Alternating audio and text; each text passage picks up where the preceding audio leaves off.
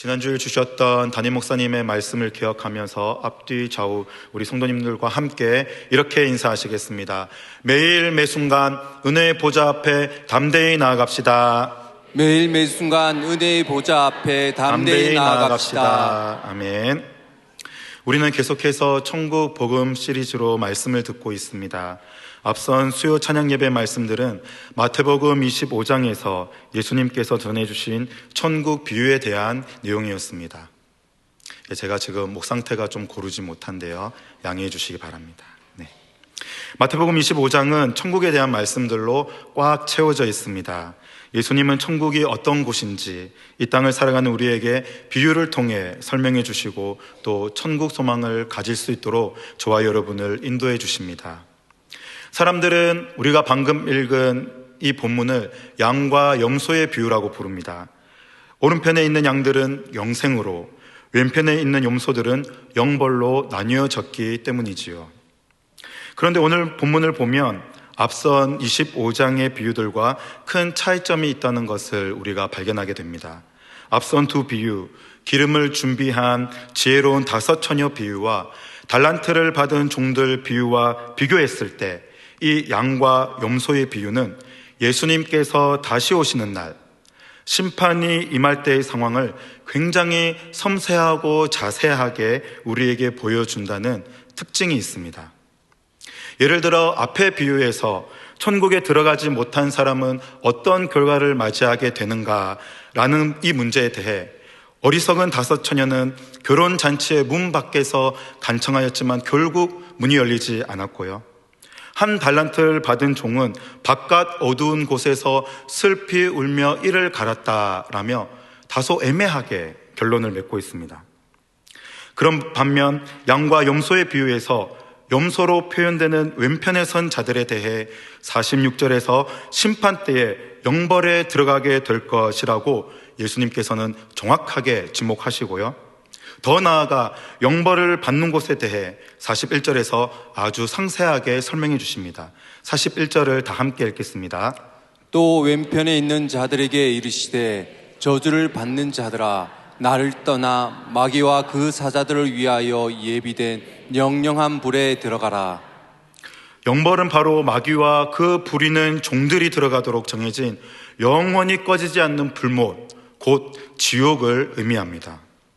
그래서 이 양과 염소의 비유를 통해 예수님은 마지막 심판의 상황을 우리에게 있는 그대로 보여주시면서 이러한 일이 있을 것이니 끝까지 믿음을 잃지 말고 마지막 때를 잘 준비하라고 말씀하시는 것이죠.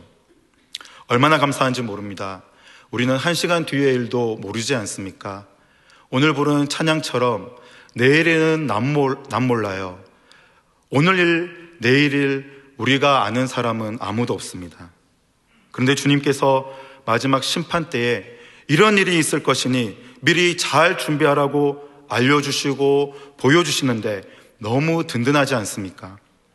말씀대로 잘 준비해야지라는 결단과 함께 한편으로는 심판이 있을 것이니 조심해야 되겠구나라는 경각심도 우리가 가지게 됩니다. 그렇다면 저와 여러분이 무엇을 준비해야 할까요? 목사님, 예수님 믿기만 하면 천국은 따놓은 당상인데 뭐 그렇게 준비할 것이 있겠습니까? 저는 여러 가지 일 때문에 지금 현재는 좀 많이 바쁘고요, 나중에 시간 날 때 믿고 준비해 보도록 하겠습니다. 이렇게 생각하시는 분들은 오늘 말씀을 정말 귀 기울여 잘 들으셔야 합니다. 예수님께서 양과 염소의 비유를 통해 우리에게 마지막 심판을 잘 준비하도록 알려주시는 것은 무엇일까요? 첫 번째로 영생과 영벌은 이 땅에서 판가름 난다는 것입니다. 영생과 영벌은 이 땅에서 판가름 납니다. 오늘 수요 찬양 예배 설교는 지난주일 담임 목사님께서 전하셨던 말씀의 후속편이라고 봐도 과언이 아닙니다. 그 정도로 이어지고 연결되는 부분들이 아주 많습니다. 31절을 보시면 인자가 천사와 함께 올 때에 영광의 보좌에 앉아 계시다라고 말씀합니다. 지난주에 담임 목사님께서 말씀 중에 보좌에 대해 다음과 같이 설명하셨습니다. 영광의 보좌는 심판의 보좌이며 영광의 보좌에서 심판이 일어난다고 말씀하셨지요. 담임 목사님 말씀대로 양과 염소로 나뉘었습니다. 오른편과 왼편으로 나뉘어졌고요. 결국 영생에 들어갈 자와 영벌에 들어갈 자로 각각 나뉘어서 심판을 받게 되었습니다. 그런데 우리가 놓쳐서는 안 될 가장 중요한 핵심은 영광의 보좌, 심판의 보좌에 앉으신 예수님께서 무엇으로 양과 염소를 나누셨는지, 어떤 기준으로 오른편과 왼편, 영생과 영벌을 구별하셨는지를 본문을 통해 우리에게 알려주고 계시다는 사실입니다. 34절에서 임금이, 예수님이시죠, 예수님께서 오른편에 선 자들에게 말씀하십니다. 본문에 나오는 오른편에 선 자들을 33절에선 양이라고 하며 37절에서는 의인이라고 부릅니다. 앞으로 이들을 통칭 의인이라고 부르겠습니다. 34절에서 임금이신 예수님은 오른편의 선자들, 의인들에게 먼저 받을 상에 대해서 말씀하십니다. 내 아버지께 복받을 자들이여, 나와 창세로부터 너희를 위하여 예비된 나라를 상속받으라. 이 말씀에 의하면 구원을 받은 주님의 자녀들은 천국에 들어가는 영생만 누리는 것이 아니라 천지 창조 때부터 그들을 위해 예비된 나라를 물려받고 다스리며 통치하는 왕의 자리까지 등극하게 될 것이라는 그 커다란 선물을 받게 될 것이라고 예수님께서 말씀하십니다. 그리고 이렇게 큰 선물을 무엇 때문에, 어떤 일을 했기 때문에 받게 되었는지 그 이유도 알려주시는데요. 37절에서 40절까지 함께 읽겠습니다. 이에 의인들이 대답하여 가로되 주여, 우리가 어느 때에 주의 줄이신 것을 보고 공개하였으며 목마르신 것을 보고 마시게 하였나이까? 어느 때에 나그네 되신 것을 보고 영접하였으며 벗으신 것을 보고 옷 입혔나이까? 어느 때에 병드신 것이나 옷에 갇힌 것을 보고 가서 배웠나이까 하리니, 임금이 대답하여 가라사대 내가 진실로 너희에게 이르노니 너희가 내 형제 중 지극히 작은 자 하나에게 한 것이 곧 내게 한 것이니라 하시고. 사랑하는 여러분, 지금 우리가 읽은 이 대목의 말씀은 이 땅에서 일어난 일을 말하는 겁니까? 아니면 마지막 심판 때에 영광의 보좌 예수 그리스도 앞에서 일어난 일을 기록한 겁니까? 심판 때에, 마지막 심판 때에 영광의 보좌에서 있었던 일을 기록한 말씀입니다. 그런데 그 심판의 자리에서 영생과 영벌로 나뉘게 되는 가장 중요한 기준은 그곳에서 벌어진 것이 아니라 바로 이 땅에서 내가 어떻게 살았는가, 이 땅에서 저와 여러분이 어떻게 살았는가가 바로 기준이 되었다는 겁니다. 이 땅에서 내가 어떻게 살았는가가 영생과 영벌로 나뉘는 절대적 기준이 되었다는 것이지요. 사람들은 천국은 미래에 죽고 난 뒤에 가는 곳이니 현재 이 땅의 삶과 별개라고 말하는 사람들이 많습니다. 그래서 내 맘대로 살다가 죽기 직전에 예수님 믿으면 되지 뭐라며 아주 간편하고 쉽게 생각하는 분들이 계세요. 그러나 정반대입니다. 현재를 어떻게 사느냐에 따라 우리는 영원이라는 시간을 어디서 보낼지가 결정됩니다. 현재를 어떻게 사느냐에 따라 우리는 영원이라는 그 시간을 어디서 보낼지, 천국에서 보낼지 지옥에서 보낼지 이 땅에서 결정이 된다는 것이지요. 지금 내가 무엇을 믿고 어떻게 사느냐에 따라 영생과 영벌로 나뉘어진다는 것입니다. 요한일서에서도 이 땅에서 형제를 사랑하는 자는 영생으로 들어간 자, 영생을 소유한 자임에 틀림없으나 여기에서 형제를 사랑치 아니하는 자는 여전히 사망에 거하고 있다고 말씀합니다.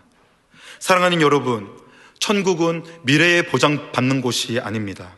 물론 미래의 그 언젠가 예수 그리스도께서 다시 오시는 그날 심판이 임하게 되겠지만 그 심판의 판가름은 지금 우리가 살고 있는 현재에 일어난다는 사실을 꼭 기억하시기 바랍니다.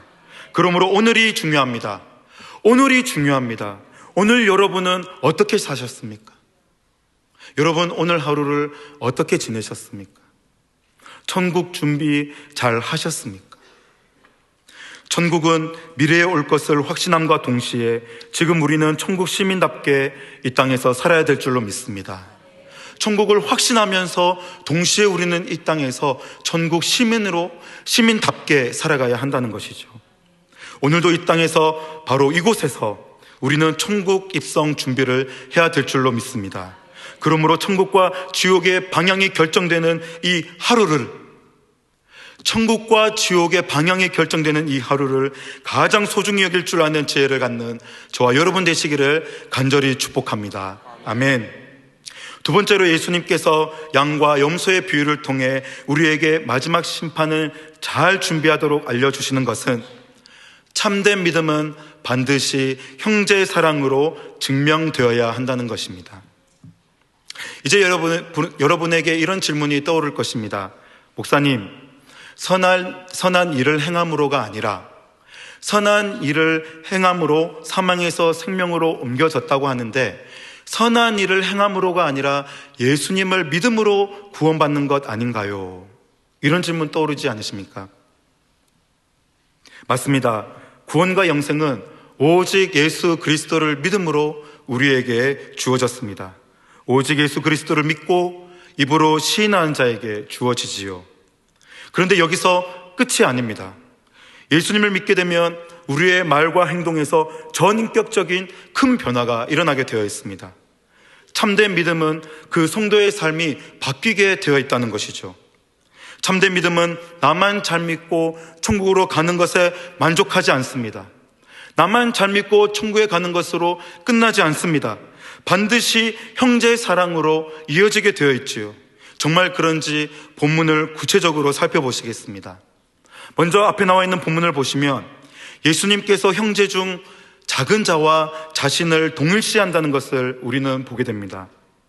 예수님께서 의인들에게 내가 배고플 때 너희는 먹을 것을 주었고 목마를 때 마실 것을 주었으며 나그네로 있을 때 나를 받아주었고 헐벗었을 때 내게 옷을 입혀 주었으며 아플 때 나를 돌봐 주었다. 그리고 옥에 갇혔을 때에도 나를 찾아와 주었구나 라고 말씀하십니다. 그런데 의인들이 깜짝 놀라지요. 왜일까요? 자신들은 예수님께 그렇게 한 일이 없었기 때문입니다. 예수님을 그렇게 섬긴 기억을 주님의 말씀을 들으면서 아무리 되새겨봐도 생각이 나질 않는 거예요. 그러니까 당연히 예수님, 우리가 언제 예수님을 그렇게 선하게 잘 섬겼습니까? 예수님께 언제 선행을 베풀었습니까? 라고 묻는 것이죠. 그때 예수님께서 여기 내 형제 중에 가장 작은 자, 지극히 작은 자 하나에게 한 것이 곧 예수님 자신에게 한 일이라고 그들에게 의인에게 말씀하십니다. 내 형제 중 지극히 작은 자는 원어 성경에서 가장 보잘것없는 사람을 의미합니다. 그렇다면 여기서 말하는 형제는 누구일까요? 우리가 앞서 살펴본 32절에서 모든 민족이 주님의 보좌 앞에 모였기에 믿지 않는 모든 불쌍한 사람들, 안 믿는 그 모든 불쌍한 사람들을 다 두루두루 다루는 그런 말이 아닌가라고 생각할 수 있지만 마태복음에서 형제들이라고 했을 때는요, 항상 믿음의 공동체, 우리 교회의 구성원을 의미합니다. 즉 주님께서는 교회 안의 일원, 성도들 중 연약하고 소외된 가장 작은 사람을 돌아보고 찾아가 필요한 것을 제공하며 끝까지 그들을 품고 섬기는 것이 곧 예수님 자신을 섬기는 것과 같다고 우리에게 말씀하시는 것이죠. 여러분, 예수님은 왜 작고 연약한 성도를 자신과 동일시하는 것입니까? 마태복음 12장에서는요, 예수님께서 사람들에게 말씀을 가르치실 때에 어머니 마리아와 예수님의 친동생이 찾아온 사건을 다룹니다. 그리고 어떤 사람이 이 사실을 예수님께 달려가서 전했어요. 주님, 밖에 주님의 친어머니와 동생들이 주님을 만나기 위해 찾아왔습니다. 그런데 이때 예수님께서 반문을 하십니다. 도대체 누가 나의 어머니며 내 형제들이냐? 좀 엉뚱하지 않습니까? 친어머니 마리아와 동생들이 찾아왔는데 다시 물으시는 거예요. 도대체 누가 나의 어머니며 동생들이란 말이냐? 그러면서 손을 내밀어서 바로 앞에 있는 제자들을 가리켜 보아라, 하늘에 계신 나의 아버지의 뜻을 행하는 이 자들이 바로 내 형제요 자매요 내 어머니이다 라고 말씀하십니다. 그런데 여러분, 이 말씀을 듣게 되면요, 혹시 그런 상상 안 해보셨습니까? 저는 그런 상상을 해봤습니다. 만약 내가 그 자리에 있었다면 어떤 기분이 들까? 여러분도 한번 상상해 보십시오. 밖에 예수님의 친모와 친동생들이 왔습니다. 그런데 예수님이 대뜸 저와 여러분들을 가리키면서 여러분들이 바로 나의 형제요 자매요 어머니입니다 라고 말씀하면 저는 정말 부끄러울 것 같습니다. 왜 그렇습니까? 주님, 저 같은 자가 도대체 뭐라고, 저같이 죄 많은 이 작은 자가 뭐라고 저를 주님의 형제요 가족이라고 말씀해 주십니까? 손살을 치면서 주님을 말릴 것 같습니다. 그런데 예수님은 저와 여러분을 향해서 형제라고 하시며 가족이라고 부르시는 것에 대하여 전혀 부끄러워하시거나 쪽팔려 하지 않으시다는 겁니다. 왜 그렇습니까? 그 이유를 히브리서 말씀에서 함께 확인해 보겠습니다.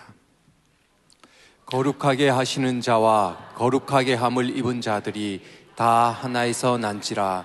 그러므로 형제라 부르시기를 부끄러워 아니하시고. 거룩하게 하시는 자는 예수님입니다. 그리고 거룩하게 함을 입은 자는 저와 여러분들이지요. 그런데 예수님과 우리가 모두 함께 다 같이 하나에서 났다고 합니다. 우리 모두가 한 분 하나님 아버지께로부터 난 자들이라는 것이죠. 함께 하나님 아버지의 택함을 받은 주님의 거룩한 자녀가 바로 예수님과 저와 여러분들이라는 것입니다. 그러므로 우리가 주님 안에서 하나님 아버지의 똑같은 자녀이며 형제, 자매라는 것이지요. 그렇다면 히브리서의 결론은 무엇입니까? 형제라 부르시기를 부끄러워하지 아니하신다고 합니다. 반대로 굉장히 자랑스러워하시고 뿌듯해하시고 정말 영광스럽게 주님께서 생각하신다는 것이죠. 무엇을요? 저와 여러분을 형제라고 부르시는 것, 그것 말입니다. 왜 예수님은 자신과 그 보잘것없는 작은 자를 동일시하셨습니까? 더 나아가 왜 예수님은 저와 여러분같이 죄 많은 자도 형제와 가족이라고 부르십니까? 왜 동일시하실까요? 다 하나에서 난지라. 모두가 한 분 하나님 아버지께로부터 났기 때문입니다. 예수님과 우리 모두가 하나님 아버지의 자녀이기에 예수님은 우리를 부끄러워하지 않으시며 형제, 가족이라고 불러주십니다. 정말 우리는 예수님과 한 가족일까요? 다시 본문으로 돌아와서 37절부터 보시기 바랍니다. 이 대목의 섬김은 관계가 없는 사람에게 베풀 수 있는 것들이 아니지요. 나와 아무 상관없는 길거리에 스쳐 지나가는 사람들에게 이런 섬김을 베푼다는 것은 거의 불가능한 일에 가깝습니다. 어느 정도의 관계가 되어야 이런 섬김을 베풀 수 있을까요? 바로 가족입니다. 가족. 저 사람이 나와 한 피를 이어받은 형제요 자매이기 때문에, 그렇기 때문에 저 작은 자를 향하여서 그토록 엄청난 섬김을 아무렇지도 않게 당연하다는 듯이 그렇게 베풀 수 있는 것은 바로 그 사람과 그 작은 자와 나와 내가 그 작은 자와 예수 그리스도께서 가족이 되었기 때문에, 주 안에서 한 가족으로 묶여있기 때문에 이런 섬김이 가능하다는 것입니다. 쉽게 말씀드려 의인들은 교회 안에서 가장 보잘것이 없는 그 사람, 눈에 잘 띄지도 않고 왔다 갔는지 다른 사람들 전혀 신경 쓰지 않을 이름도 모를 그 사람을 가족처럼 대하고 있다는 것입니다. 그렇다면 의인들은 왜 작은 자를 가족처럼 대했을까요? 좀 더 깊이 들어가 보시죠. 일단 오늘 본문에서 곧바로 쉽게 우리가 파악할 수 있는 점은 이들이 뭔가를 바라고 작은 자들을 가족처럼 섬기지는 않았다는 것입니다. 그렇기 때문에 예수님께서 내가 어려움 중에 있을 때 너희가 나를 도왔다라고 말씀하셨다면 그들이 깜짝 놀라 자신들은 그렇게 한 적이 없다고 말할 이유가 전혀 없죠. 만약에 꾸며서 의도적으로 섬겼다면 말입니다. 그들이 작은 자들을 이렇게 잘 섬기게 된 것은 무엇 때문입니까? 요한일서 말씀을 다 함께 읽어보시겠습니다. 우리가 사랑함은 그가 먼저 우리를 사랑하셨습니다. 누구든지 하나님을 사랑하노나 하고 그 형제를 미워하면 이는 거짓말하는 자니 보는 바 그 형제를 사랑치 아니하는 자가 보지 못하는 바 하나님을 사랑할 수 없느니라. 우리가 이 계명을 주께 받았나니 하나님을 사랑하는 자는 또한 그 형제를 사랑할지니라. 의인들이 작은 자를 사랑하고 섬길 수 있었던 것은 그들이 먼저 하나님의 사랑을 받았기 때문입니다. 그렇겠죠. 예. 의인들이 먼저 하나님을 만났고 하나님을 믿었고 하나님의 사랑을 온 마음으로 전 인격적으로 그들이 먼저 경험을 한 것입니다. 서로 사랑하라, 원수까지 사랑하라, 그 말씀을 받았기 때문에 하나님을 사랑하는 자가 그 형제를 사랑하지 않을 수 없는 것이죠. 진실로 예수님을 믿는 자라면 예수님의 사랑과 섬김을 받은 경험이 있는 줄로 믿습니다. 아멘. 그렇다면 주님의 사랑을 받은 그 사람은 그 사랑을 자신만 간직하는 것이 아니라 반드시 다른 사람에게 보내주고 흘러주며 통로로서 자신의 역할도 잘 감당하겠죠. 20절을 보십시오. 누구든지 하나님을 사랑하노라 하고, 즉 하나님을 믿는다고 하면서 그 형제를 미워하면 어떤 사람이라고요? 거짓말하는 자입니다. 왜 거짓말입니까? 하나님은 영이시기 때문에 우리의 육안으로 볼 수가 없습니다. 하나님은 영이시잖아요. 우리의 육신의 눈으로 볼 수가 없습니다. 그런데 눈에 보이지 않는 하나님을 믿는다고 말하죠. 하나님께서 말씀하십니다. 눈에 보이지 않는 나를 사랑한다고? 그러면 그 전에 눈에 보이는 너의 형제부터 사랑해라. 눈에 보이는 형제도 사랑할 수 없으면서 눈에 보이지 않는 나를 어떻게 사랑할 수 있겠느냐? 보이지 않는 나를 사랑한다면 그 전에 반드시 보이는 형제를 사랑할 수밖에 없어. 그것이 요한일서에서 주님이 우리에게 주시는 말씀입니다. 사랑하는 여러분, 참된 믿음은 나 혼자 믿고 나 혼자 천국에 가는 것이 아니라 참된 믿음은 반드시 형제 사랑으로 이어지고 형제의 사랑으로 증명되어야 할 줄로 믿습니다. 우리가 천국 복음 시리즈를 오랫동안 수요 찬양 예배 때마다 듣고 있습니다. 천국은 단지 미래에 우리가 얻게 될 어떤 선물 정도가 아닙니다. 천국은 교회 안에서 우리가 연약하고 어린 성도를 섬기면서 이 땅에서 먼저 누리는 것입니다. 뭐라고요? 천국은 미래에 오긴 하겠지만 우리가 이 땅에서도 누려야 되는 거예요. 우리가 우리 대형교회에서 가장 연약하고 어린 그 성도를 섬길 때에 저와 여러분에게도 천국이 임한다는 것입니다. 우리는 천국에서 주님을 만나면 신이 나서 자랑할 거예요. 주님, 이 땅에서 저 땅에서도 그 어린 성도를 섬겼더니 지금 제가 와 있는 이 천국과 어떻게 똑같습니까? 주님, 저는 그 땅에 있을 때에도 천국을 경험했습니다. 어린 성도를 섬기고 그를 돌보고 보살피면서 정말 그 하나님, 지금 여기 있는 제가 와 있는 이 천국을 저는 미리 경험했다니까요. 사랑하는 성도 여러분, 세상이 왜 교회를 비난할까요? 우리 안에서도 사랑이 보이지 않기 때문은 아니겠습니까?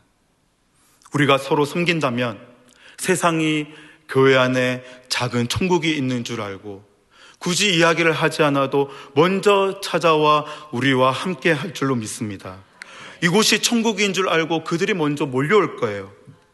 우리 교회에도 먼저 주님의 그 사랑을 받고 넘치는 사랑으로 감사하며 작은 자들을 섬겨주시는 분들이 너무나 많습니다. 저의 부족함으로 인해 여러분의 귀한 섬김 전체를 소개해드리지 못하는 것을 용서해 주십시오.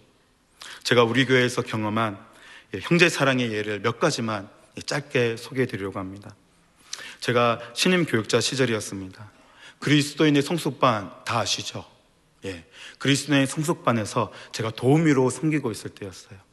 근데 그때 권사님 한 분이 이 세가족 손을 딱 붙잡고 첫 시간에 문을 열고 들어오셨습니다. 이게 저는 이제 권사님은 분명히 성숙반을 수료하셨을 텐데 저분의 손을 잡고 오는 거 보니까 구역의 새 가족인 모양이다, 그렇게 생각을 했습니다. 근데 그 권사님께서요, 그날 첫 시간뿐만 아니라 그 다음 시간, 세 번째 시간, 네 번째 시간 끝날 때까지 그분과 함께 데리고 성숙반에 오시는 거예요. 근데 여러분, 제가 신임 교육자 시절 때는요, 여러분 기억나시죠? 코로나 이전에 성숙반이 기간이 얼마나 됐습니까? 거의 3개월 정도 됐습니다. 근데 그 석 달 동안 한 번도 빠짐없이 그 세 가족과 함께 성숙반에 오시는 거예요. 제가 마지막이 거의 다다랐을 무렵 너무 궁금해서 권사님께 물어봤습니다. 권사님, 왜 수료하셨으면서 그 세 가족분은 첫 시간에 이제 어색하니까 분위기상 좀 적응하도록 오실 수 있는데 다 들으셨는데 왜 끝까지 오십니까? 라고 물었을 때 그 권사님께서 기가 막힌 이야기를 저에게 해주셨어요. 목사님, 이유가 있습니다. 다름 아니라 제가 새 가족으로 우리 대형교회에 왔을 때 아기를 업고 힘들게 버스를 타고 교회에 와서 주일날 예배를 드려야 하는데, 그때 젊은 새색지 새엄마였던 저를 그때 그 시절 구역장님께서 주일날 아침마다 단 한 번도 빠짐없이 집 앞에 차로 데리고 오려고 기다리셨다는 거예요. 주일날 한 번도 빠짐없이 아침마다 예배 같이 가자고 집 앞에 차를 타고 오셔가지고 자기 자가용에 태워서 교회까지 데리고 왔다는 겁니다. 그 큰 사랑과 섬김을 받은 제가, 그 사랑을 배운 제가 우리 구역의 새 가족 이 석 달 정도 성숙반 같이 데리고 온 게 뭐 그렇게 됐습니까? 저는 그냥 받은 사랑 그대로 했을 뿐입니다. 저는 아무것도 한 게 없습니다. 전교구에서는요, 하반신 마비로 평생을 힘들게 사셨던 한 성도님이 계셨습니다. 그런데 그 성도를요, 그 구역의 식구들, 구역장님과 구역원들이 한 주에 한 번, 안 되면 2주에 한 번꼴로 꼭 집에 찾아오는 거예요. 10년 동안 단 한 번도 빼먹지 않고 그렇게 하는 거, 비가 오나 눈이 오나. 그런데 그 성도님이 어떤 분이셨는가 하면 이 하반신 장애로 인한 통증이 너무 심해서 병원에서 굉장히 강한 마약 성분이 들어있는 진통제를 매일마다 맞아야 하는 분이었습니다. 그런데 그분이 마약 진통제를 맞고 나면요, 제정신이 아니거든요. 횡설수설하면서 가족들한테나 있는 모든 사람한테 엄청 험한 말, 거의 욕에 가까운 말을 막 내뱉는데, 저도 신방했을 때 그걸 들은 경험, 저도 당한 경험이 있습니다.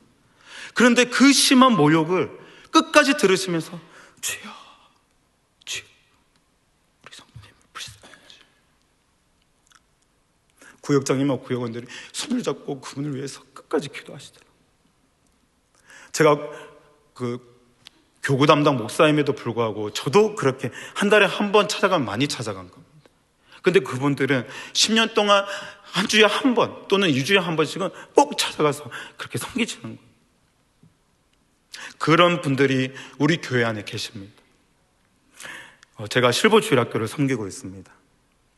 75세 이상 우리 교회에 연약하신 어르신들을 섬기는 부서이지요. 근데 이 분들을 섬기는데 우리 선생님들께서 정말 열정과 감사와 기쁨으로 너무너무 잘 섬겨주십니다.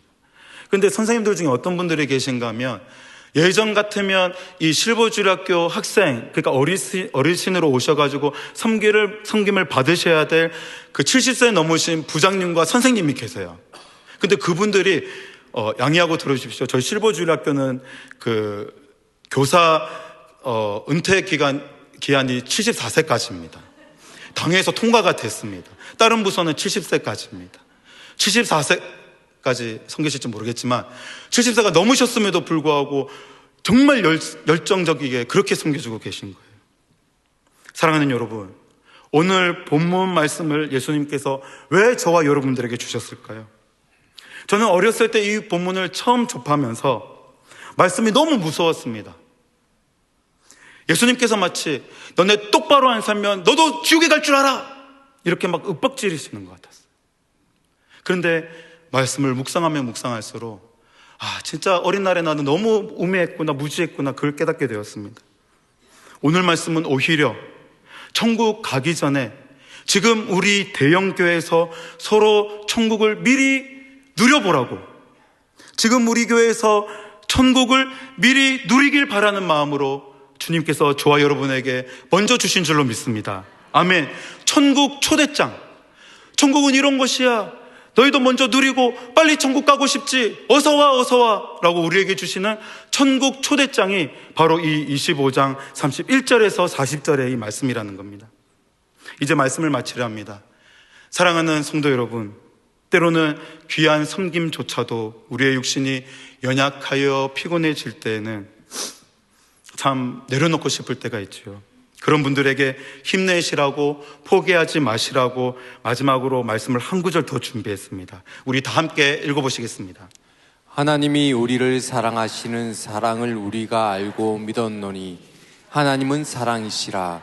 사랑 안에 거하는 자는 하나님 안에 거하고 하나님도 그 안에 거하시느니라. 이로써 사랑이 우리에게 온전히 이룬 것은 우리로 심판날에 담대함을 가지게 하려 함이니 주의 어떠하심과 같이 우리도 세상에서 그러하리라. 사랑 안에 두려움이 없고 온전한 사랑이 두려움을 내어 쫓나니 두려움에는 형벌이 있음이라. 두려워하는 자는 사랑 안에서 온전히 이루지 못하였느니라. 지난주에 담임 목사님께서 은혜의 보좌 앞으로 어떻게 나아갈 수 있는지 저와 여러분에게 정말 상세하게 잘 말씀해 주셨습니다. 알려주셨지요. 그런데요, 여러분, 그거 아십니까? 믿는 자에게는 심판의 보좌가 은혜의 보좌로 바뀌게 되어 있습니다. 분명히 심판의 보좌인데 이렇게 참된 믿음으로 형제 사랑을 증명한 자에게는요, 그 심판의 보좌가 무엇으로 바뀐다고요? 은혜의 보좌로 바뀌게 되어 있어요. 요한일서 4장은 심판의 보좌 앞에서도 주의 자녀들은 어떻게 담대함을 가지는가에 대한 말씀입니다. 심판의 보좌 앞에서도 주의 자녀들은 담대함을 가질 수밖에 없다, 그것을 증명하는 말씀이 요한일서 4장이에요. 바로 하나님의 사랑을 받았고 나도 하나님을 사랑하는 자, 하나님의 사랑을 충만히 받고 그 넘치는 사랑으로 다시 하나님을 사랑하는 성도, 그리고 하나님께 받은 사랑으로 형제 중 작은 자를 사랑하며 섬긴 자에게는 심판의 두려움이 없습니다. 심판의 두려움이 없어집니다. 반대로 두려워하는 자는 어떤 사람일까요?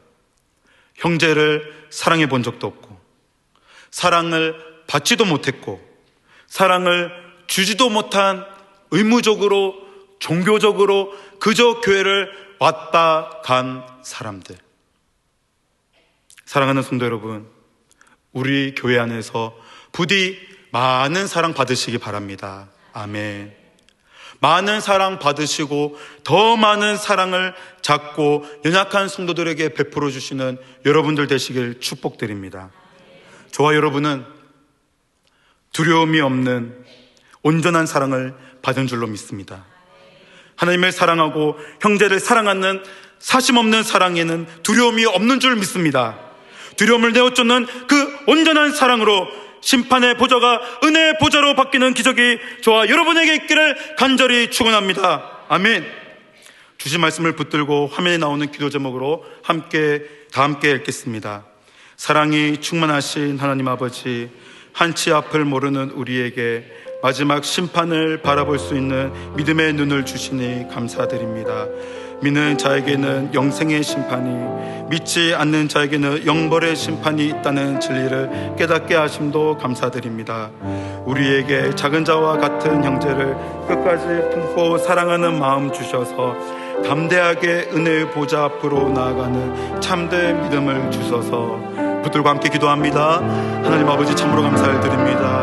하나님 아버지, 웬 은혜입니까? 웬 사랑입니까? 주님, 우리에게 우리에게 그 큰 사랑 베풀어 주셔서 천국에 갈 수 있도록 문을 열어주신 것도 너무나 감사한데, 하나님 아버지, 우리에게 오늘 말씀을 통하여서 이 땅에서도 작은 천국들이라고 우리에게 그 길을 열어주시니 감사를 드립니다. 하나님 아버지, 우리 교회도 분명히 작은 자가 있습니다. 연약한 형제 자매가 있습니다. 끝까지 품고 사랑하는 마음 주셔서 아버지, 결국 그 심판의 보좌가 은혜의 보좌로 바뀌어 담대하게 주님 앞에 나아가는 사랑하는 우리 모든 대형교회 권속들 되게 하여 주시옵소서.